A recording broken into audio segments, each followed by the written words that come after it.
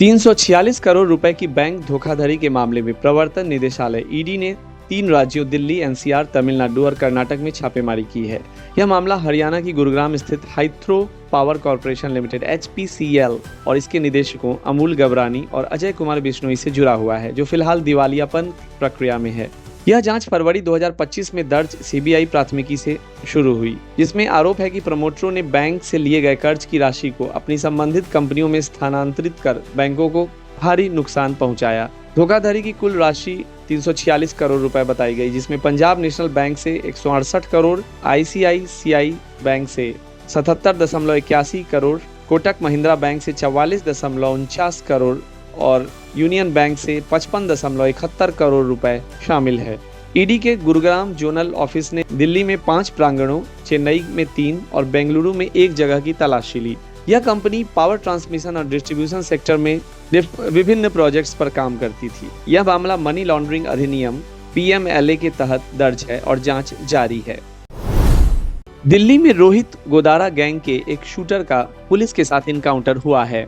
यह घटनाक्रम गुरुवार सुबह जहांगीरपुरी इलाके में हुआ, जहां पुलिस की स्पेशल सेल और गैंग के सदस्य अंकित के बीच मुठभेड़ हुई। इस दौरान अंकित के पैर में गोली लगी और उसे गिरफ्तार कर लिया गया। मीडिया रिपोर्ट्स के अनुसार आरोपी शूटर का संबंध बिजनेसमैन के घर गोली चलाने की घटना से भी जोड़ा गया है। यह गैंग लॉरेंस बिश्नोई गिरोह से जुड़ा हुआ बताया जा रहा है, जो कि कई आपराधिक मामलों में शामिल है। पुलिस ने बताया कि आरोपी ने पुलिस पर भी गोली चलाई, जिसके जवाब में पुलिस ने जवाबी कार्रवाई की है। यह गिरोह दिल्ली, NCR और हरियाणा में सक्रिय है और लूट, हत्या, रंगदारी जैसे गंभीर मामलों में लिप्त है। पुलिस की लगातार कार्रवाई के चलते ऐसे अपराधियों की धरपकड़ की जा रही है।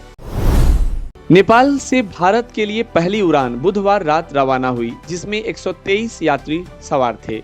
यह उड़ान बड़ी सामूहिक हिंसा और कर्फ्यू के बाद काठमांडू एयरपोर्ट के फिर से खुलने पर भारत सरकार और एयर इंडिया के आपातकालीन प्रयास के तहत चलाई गई।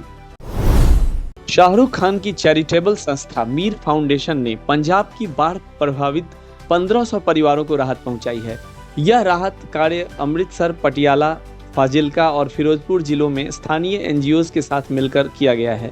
राहत किट्स में दवाइयां, स्वच्छता सामग्री, भोजन, मच्छरदानी, टारपोलिन सीट, बिस्तर, गद्दे और अन्य जरूरी सामान शामिल हैं, ताकि प्रभावित परिवारों को तुरंत स्वास्थ्य सुरक्षा और आश्रय सहायता मिल सके और वे अपनी जिंदगी गरिमापूर्वक तरीके से पुनर्निर्माण कर सकें। मीर फाउंडेशन ने अमृतसर की NGO वॉइस ऑफ अमृतसर के साथ मिलकर रावी नदी के किनारे 2 सबसे ज्यादा प्रभावित गांवों में पुनर्वास और राहत कार्यों को शुरू किया है, जिसमें लगभग 500 घरों को घरेलू सामान उपलब्ध कराना शामिल है। इसके अलावा एम्स के डॉक्टर्स की मदद से मेडिकल सहायता भी उपलब्ध कराई जा रही है। इस प्रकार यह अभियान तत्काल राहत के साथ साथ दीर्घकालिक पुनर्वास की भी योजना बना रहा है।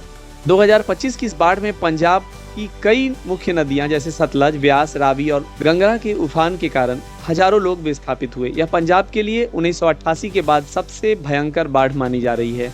इस आपदा के दौरान कई बड़ी हस्तियों ने भी सहायता प्रदान की है, जिनमें अक्षय कुमार, हरभजन सिंह, दिलजीत दोसांझ, सोनू सूद आदि शामिल हैं। नेपाल में फिर हिंसा, जेल तोड़कर भाग रहे कैदियों पर सेना ने की फायरिंग, 2 की मौत। नेपाल में जारी उथल-पुथल के बीच 15,000 कैदी जेल से भाग गए हैं। नेपाल के गौड़ जेल से फरार होकर 13 कैदी बिहार के सीतामढ़ी में गिरफ्तार किए गए। रूस ने पोलैंड की सीमा में ड्रोन भेजे, जिससे पोलैंड और नाटो की सेनाएं अलर्ट हो गई हैं और युद्ध की आशंका बढ़ गई है। पोलैंड ने नाटो की इमरजेंसी मीटिंग आर्टिकल 4 बुला ली है, जिससे पूरे यूरोप में तनाव चरम पर है।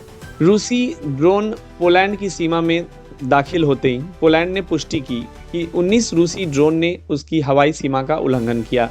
इनमें से कई को पोलैंड और नाटो के लड़ाकू विमानों ने मार गिराया। यह यूक्रेन युद्ध शुरू होने के बाद पहली बार है जब नाटो सेना ने रूस के खिलाफ प्रत्यक्ष कार्रवाई की है। पोलैंड की प्रतिक्रिया इस प्रकार है। पोलैंड के प्रधानमंत्री डोनाल्ड टस्क ने कहा है कि यह पूर्व नियोजित उकसावे की कार्रवाई थी। देश में युद्ध जैसी स्थिति व्याप्त हो गई है। कई हवाई अड्डे बंद कर दिए गए। आम नागरिकों को घरों में रहने की सलाह दी गई।